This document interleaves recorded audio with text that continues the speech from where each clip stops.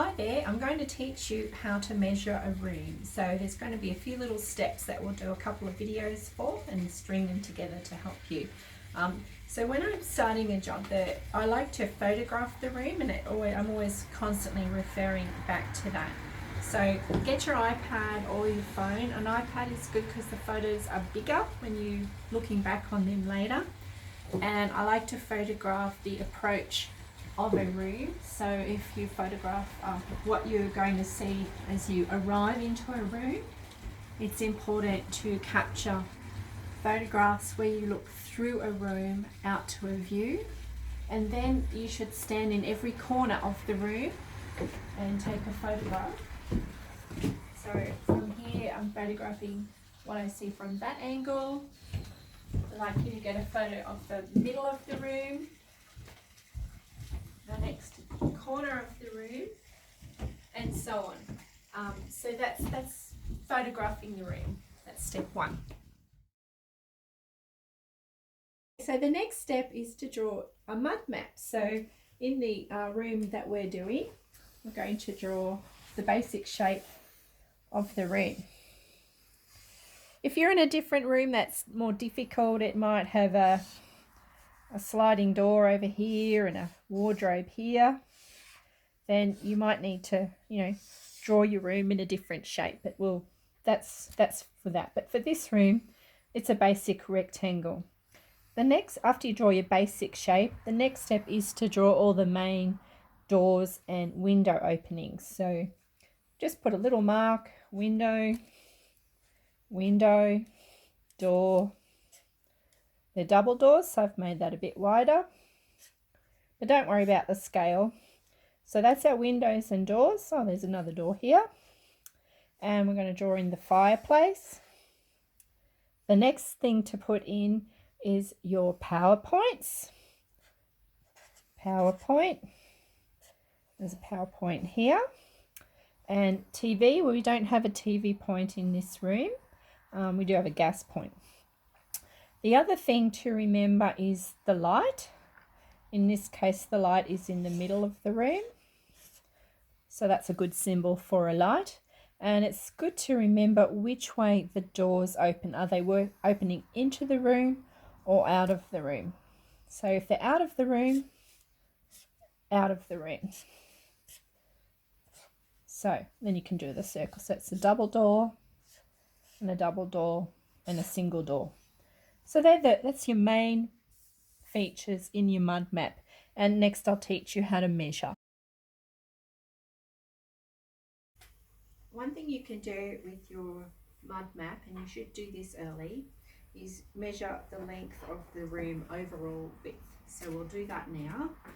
If you don't have a laser that you can point between the wall, then get your tape measure out. You let it hit the cornice, you roll it out all the way, and roll it right up to the next corner. Then you've got your measurement 5/420. Write that in. Don't have my pen handy. Let's get that. Still got me. Just write it in the middle like that, because this is a really important measurement. After we've drawn the floor plan from your mud map, we're going to draw the wall elevations. So that's the vertical aspect of each view. So we're going to do that view, that view, that view of each wall. So in this example, we have 2 long walls and 2 shorter, less wide walls. So let's draw our long walls in first. That's the floor, that's the corner, and that's the ceiling. The floor and the corners marry up to this. And the other wall is the same size. Well, it probably isn't really. There are always a little bit out. So that's 2 big walls, and then we have 2 shorter walls, or less wide walls.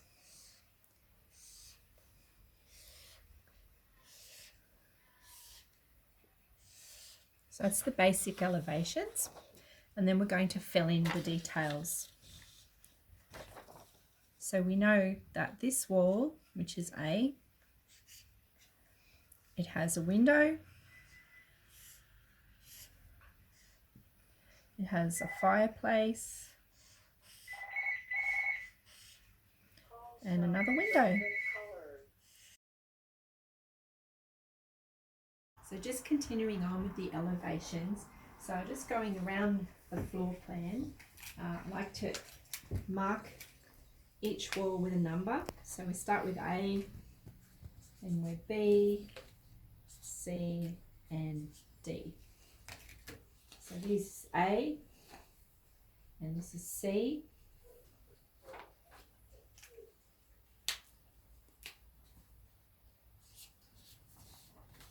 and this will be D and B. C, D, and I've just drawn in the two doors at each end of D and B, and on C I've drawn in the door on this side, and on A the window, the fireplace, and the next window. One of the things we'll get you to measure is the width of your architrave. So architraves are all the trimming that goes around doors and windows, and they're generally the same throughout the house and in a room, but do remember if you do have different size ones. So this one is 95 mil. So we'll write that onto the form, 95 mil. That's done.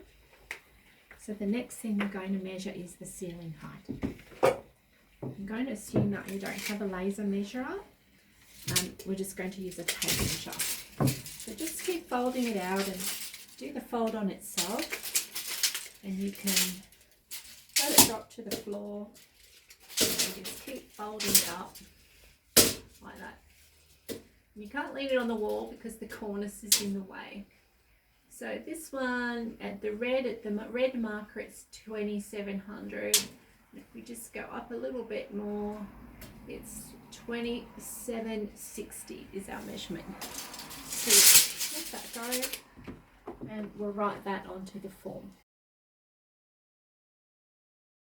So the next measurement that we'd like you to get is the floor to the cornice measurement.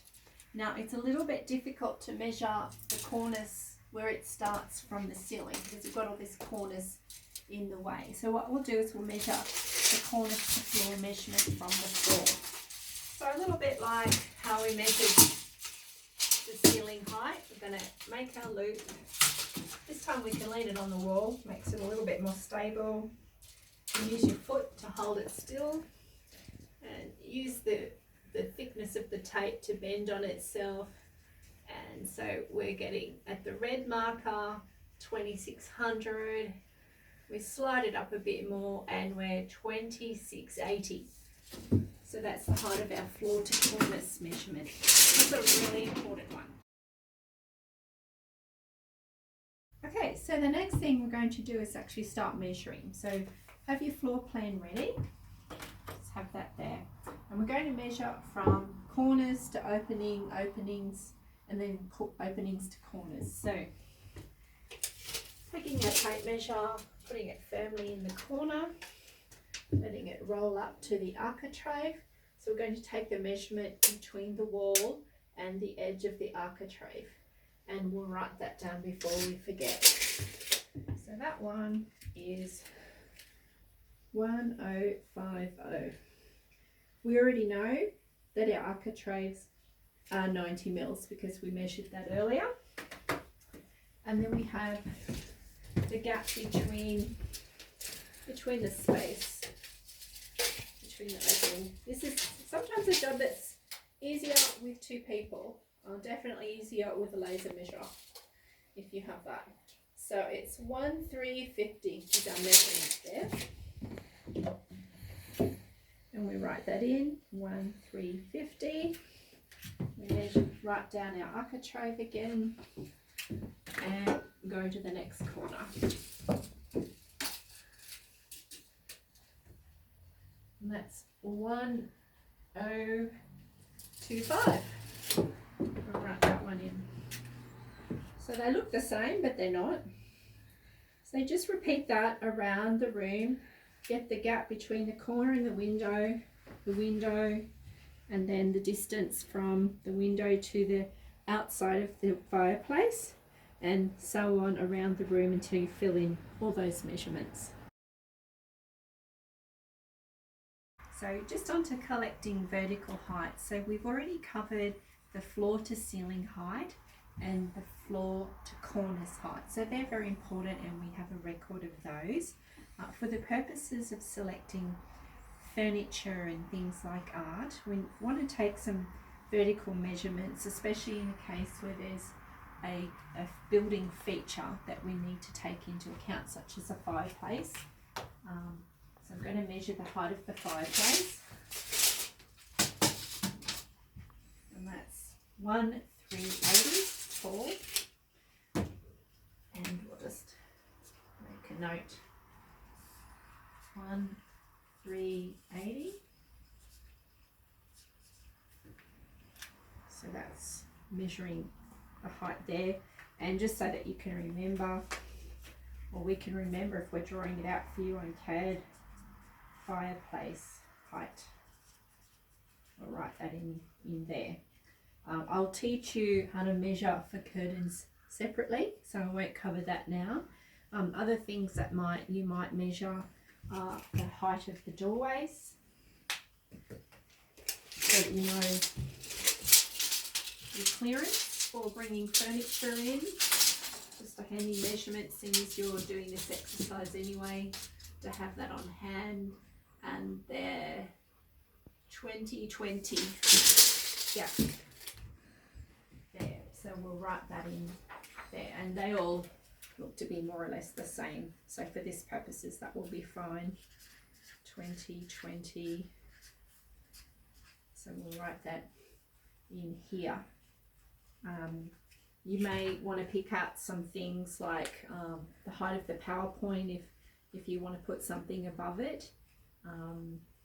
So that's about it for vertical measuring. So just a little troubleshooting tip for you.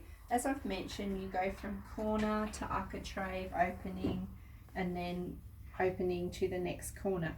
So if you've got something really big that's in your way and it's got different surfaces, it's going to be really difficult to measure from this architrave to that corner.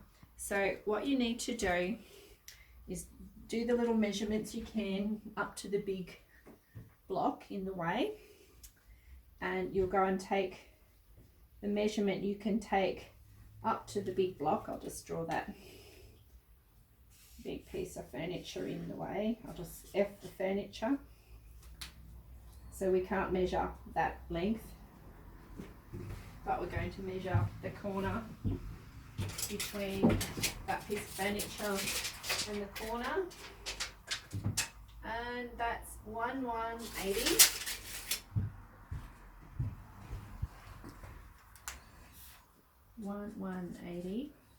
Now because we took the full length measurement earlier of 5,420, we know that this measurement here is going to be the deduction of all of these added up, deducted from the 5,420, and then that will give us our measurement there.